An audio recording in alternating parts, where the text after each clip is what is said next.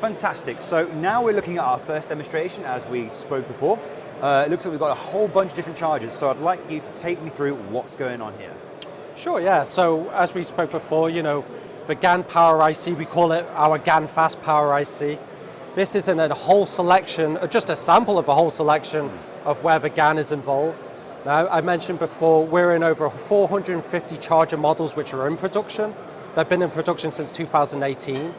And we're in the top 10 of all the top 10 OEM manufacturers here. So you can see some of the logos here where we're in, from Samsung, Lenovo, Dell. I have already seen one I instantly know is massive. I have a Dell charger for my laptop and it's about 5 times the size, about the same power. And that just goes to show you how small. That is absolutely insane. So the one I've got at home is probably about that kind of size. Right. In fact, I think it's in your storage cupboard actually at the moment. Well, it's relatively old. If you look at some of the new stuff, that's a 50 watt.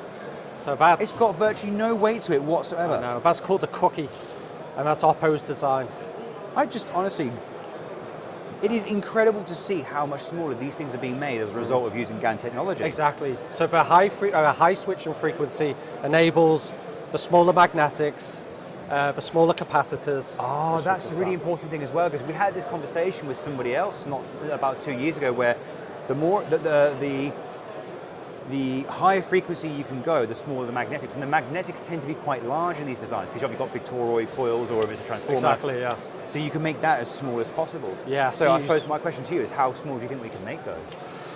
It's the GaN can switch as fast as it's capable of.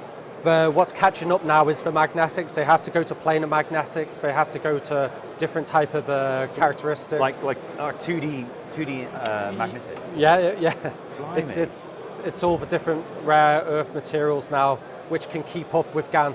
GaN is not hasn't run out of power. It's the other. It's waiting on everybody else. Exactly. So basically, GaN is ahead of the game, and now we're just waiting for everything else to work with it, to then essentially to fully realize its potential. Yes, exactly. That's absolutely fantastic. So that also means at the same time, you can continue making advances in the GaN technology itself, and you're always going to be 2 steps ahead of the game, because your devices are the latest, but everything else can't fully utilize it, so you've always got that buffer room of capability. Yeah, so after GaN Fast, which was the initial product, we made another family called GaN Sense, which had the sense control built in, and it eliminated about 1% of, gained 1% of efficiency because it took out the current sense. So we put that inside. So we are ahead of the curve compared to all our competition. No one really does this type of stuff.